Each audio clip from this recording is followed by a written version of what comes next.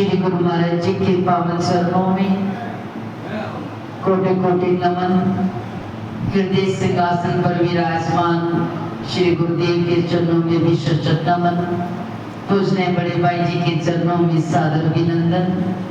गुरु चरणों में उपस्थित गुरु महाराज जी के प्यारे साथ संगत, बड़ी खुशी है जो आज की ये शुभ घड़ियां मेरे प्रभु, मेरे मालिक, मेरे शहंशाह गुरुदेव के चरणों में नतमस्तक होकर उनकी महिमा का गुणगान करते हुए हमको ये शुभ घड़ियां अवसर प्राप्त हो रही थी।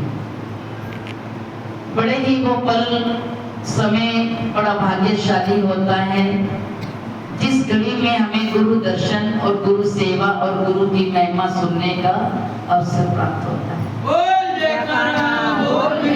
श्री गुरु महाराज की जीवन के अंदर अगर सुख है तो इन पल घड़ियों में सुख है। अभी भाई जी भजन बोल रहे थे, असी रहते यहाँ बेपरवाह, तेरी रहमत आंदे नाल दातिया, तेरे नाल दाते, तेरी रहमतों के साथ आते। वो तो रहमत सब पे कर रहे हैं, करते हैं ना रहमत।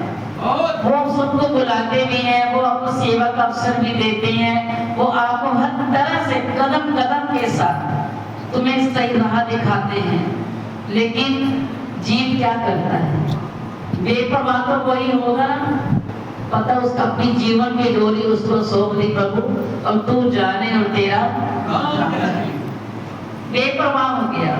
जब मैं बेपरवाह हो जाता हूँ तो मालिक के हाथ और हो जाती है। मालिक कहता है कि तुझे कुछ करने की जरूरत ही नहीं, बस तू चलता चल और नाम लेता चलते उठते बैठते सोते जागते उसका नाम रहेगा। तो बोलो मेरे प्रभु कहते हैं बस इसको और कोई काम नहीं है, ये मुझे ही याद करता है, तो मुझे भी इसके काम करने के लिए जाना पड़ेगा। दुख में भी वो और सुख में भी वो, हर वक्त वो साथ रहते हैं। दुख बोलो किसको नहीं है? आजकल के समय में पूछा जाए दुख सभी को है, किसी को किसी तरह का दुख है, किसी को किसी तरह का दुख है। अब सबसे पहले समय होता है दुख कब आता था? जब 55-60 की उम्र होती थी, तभी जाकर घुटनों को, कमर को, बाजुओं को ये दर्द हुआ करते थे। आजकल तो क्या होता, जो आजकल तुम बहुओं को लक्ष्मी बनाकर रूप करके लेके आ रहे हैं। आजकल बहुओं को पहले कमर में दर्द है, पहले टांगों में दर्द है, सिर में दर्द है। बोलो है? कोई भी सुखी नहीं है, दुख दुख दुख है। लेकिन प्रभु कहते हैं कि दुख को मिटाने के लिए ही तुझे कुछ करना ही नहीं, तुम्हें ये अनमोल समय देते हैं। अगर तू उस अनमोल समय को अपने जीवन में उतार ले, उस अनमोल समय की कीमत को जान ले, उस अनमोल समय को मैं अपना प्रभु के समर्पण हो जाएगा इस घड़ियों में। कलयुग में तो केवल एक घड़ी आदि से हो गया। कलयुग केवल नाम उधारा, सिमर सिमर नर उतरहि पार।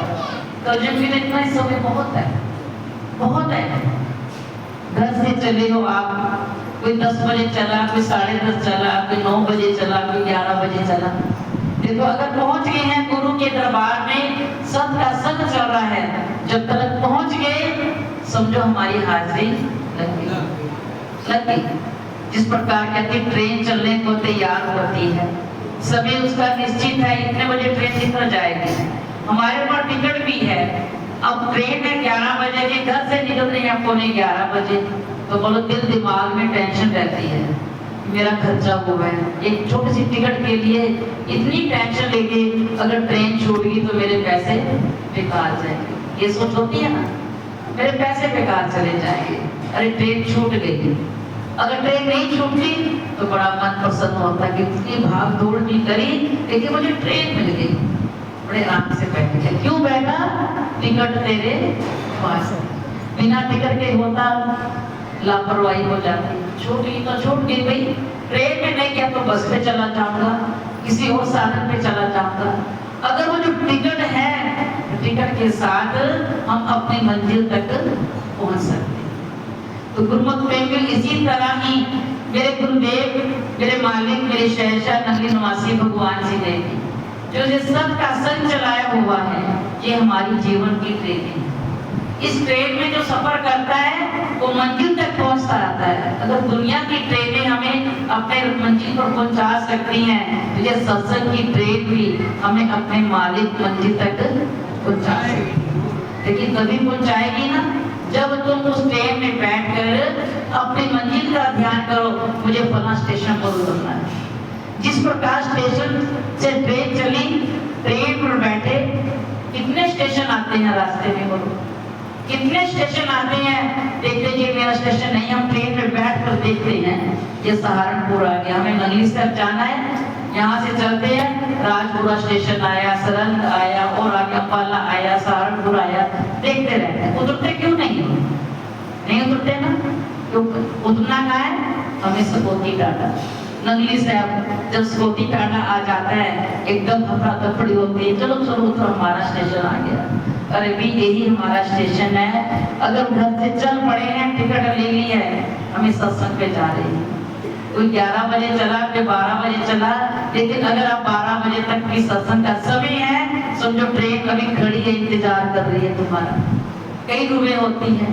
जब मेरे गुरुदेव साक्षात विराजमान थे साकार रूप में, उस समय भी ऐसा ही करते थे, सभी संगत सत्संग में पहुंच जाया करती थी। एक तो भगत का मैं नाम नहीं लूंगी, वो भगत जी यही सोचते थे 12 बजे भोग करना है, 12:15 बजे घर से चलते थे, पूरी 12:15। जब 12:15 चलते थे, महाराज जी हारमोनियम में जैसे वो अपनी रचना को बोलने के लिए हरि बोल मेरी रचना, हरि हरि बोल प्रार्थना करते थे। समय देखते थे, घड़ी देखते थे। महाराज जी को पता था वो भगत 12:15 बजे चला है, 12 बजे इस गलीच पर पहुंचना है। उस समय महाराज जी अपना भजन शुरू किया करते थे। मैं नाम नहीं लूंगी, वो भगत जी थे, तो जानते हैं कई तो। यानी कि देखो, अगर हम कहते हैं हमें सत्संग में पहुंच जाए, ऐसे जो चाहत होती है जिसको कि मैं सत्संग में पहुंच जाऊं, तो सत्संग को भी इंतजार होती है उस देव सेवक की, उस रूह की, कि वो भगत आ जाए तो मैं भी कभी भूला। जितना प्यार तुम अपने संतान से करते हो, उतना प्यार गुरु अपने सेवक से करता है। वो कभी किसी से कोई भेदभाव नहीं होता। भेदभाव हम कर लेते हैं, हमारे मनों में छल कपट आ जाता है, लेकिन गुरु के मन में कभी छल कपट नहीं होता। तो गुरुमत प्रेमियों, गुरुदेव की कृपा, गुरुदेव की रहमत, उनकी दया, और हमें बेफिक्र रहना है। बेफिक्र तभी रह पाएंगे जब हम उनको समर्पण हो जाएंगे, तन से, मन से, धन से। बहुत समय कम है, नहीं तो आपको एक महाराज जी की नीलाद्र सुनाती मैं, क्योंकि समय 12 बजे तक था, तो समय निकल जाएगा। शॉर्टकट में थोड़ा सा सुना देती हूँ।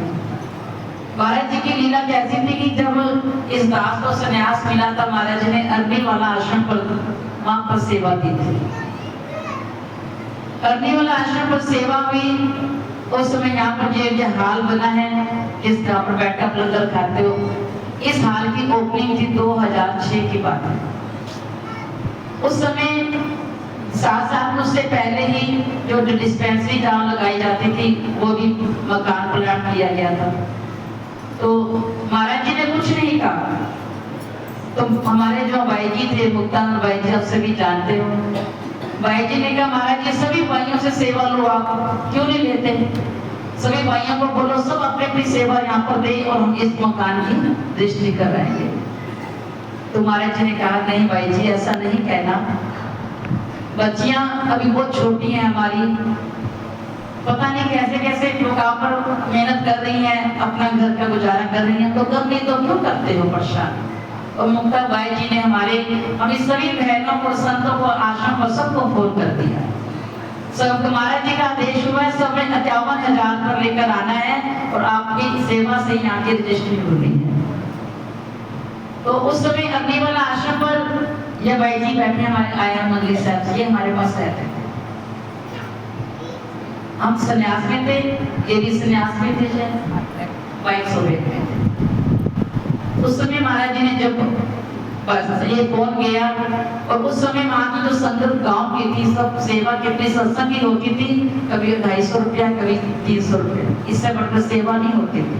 आज के समय में 250-300 रुपये बोलो कुछ नहीं है, 500 भी कुछ नहीं, 1000 भी कुछ नहीं माना जाता।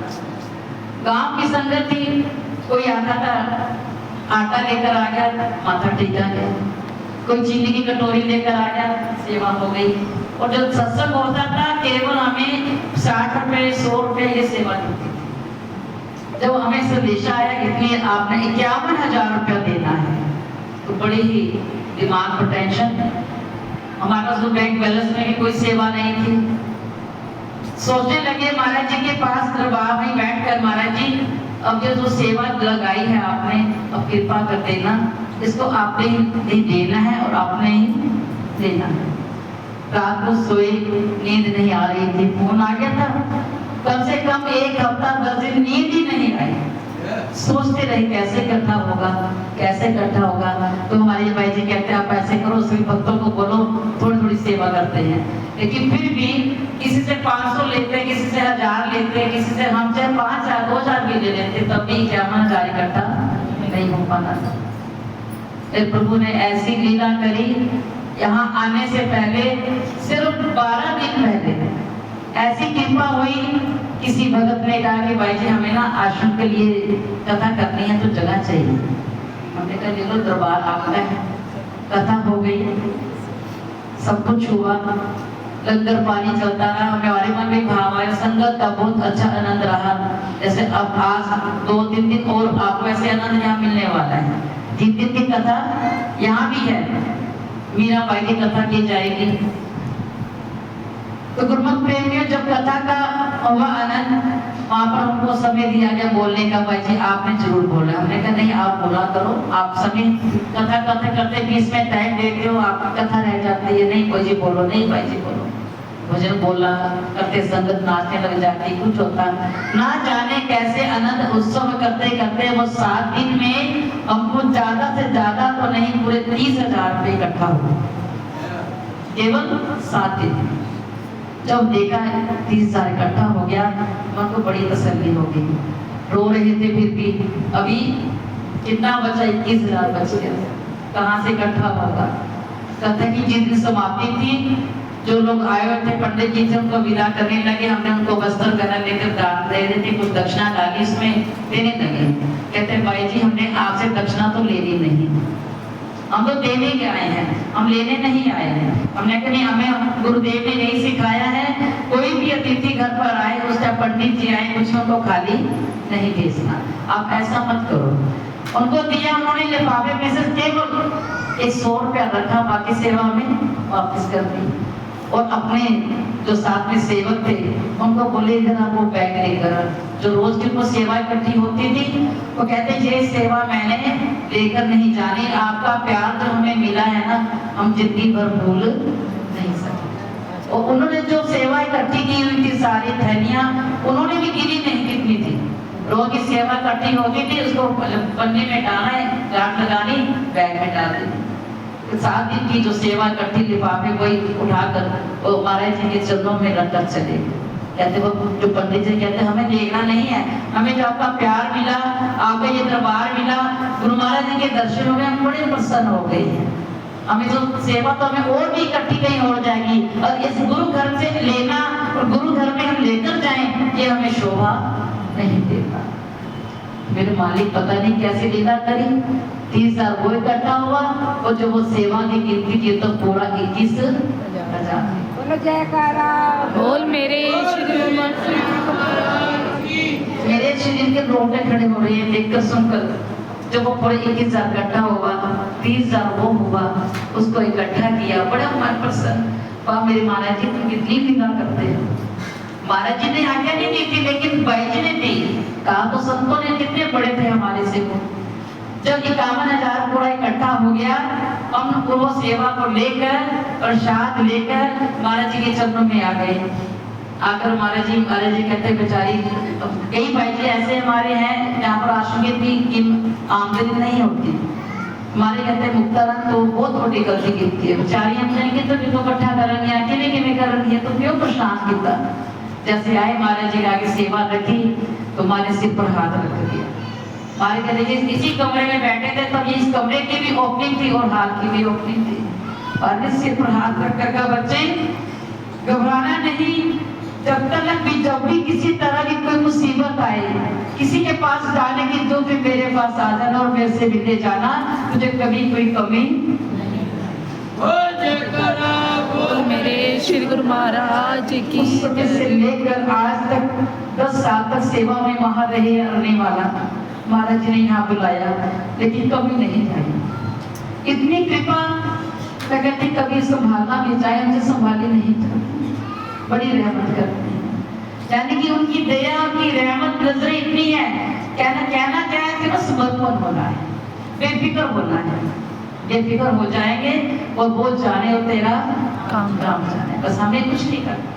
इसीलिए कहते हैं कि अगर अपने जीवन को उनके समर्पण करते हैं, तन से जितनी सेवा निकल जाए तन का रोग मिट रहा है, मन से जितना हमारा भजन सिमरन हो जाए हमारा मन साफ हो रहा है। जैसे अंदर झाड़ू लगता है, मन तो बड़ा गंदा है, मन की सफाई करने के लिए बाहर से कोई नहीं आएगा, सिमरन करेंगे तो हमारा मन साफ हो जाएगा। तो गुरुमत प्रेमी इसीलिए कहते हैं कि तन मन धन सब कुछ तेरा। कहना बहुत आसान है लेकिन उसको निभाना बड़ा मुश्किल है। तो गुरुजनों की, गुरुदेव की कृपा हम सब पर ऐसे बनी रहे, उनकी दया रहमत होती रहे और उनका आशीर्वाद हम पर ऐसे बना रहे, क्योंकि उनकी कृपा के बिना तो हम बिल्कुल जीरो हैं, बिल्कुल जीरो, किसी भी काम के नहीं है। तो ज्यादा नहीं, हर संक्रांति पर आप पर मेरे गुरुदेव के मुखारविंद से आपको उनकी वाणी सुनने को मिलती है, सबने बड़े प्रेम से सुनना है। अपने अपने मोबाइल थोड़ा सा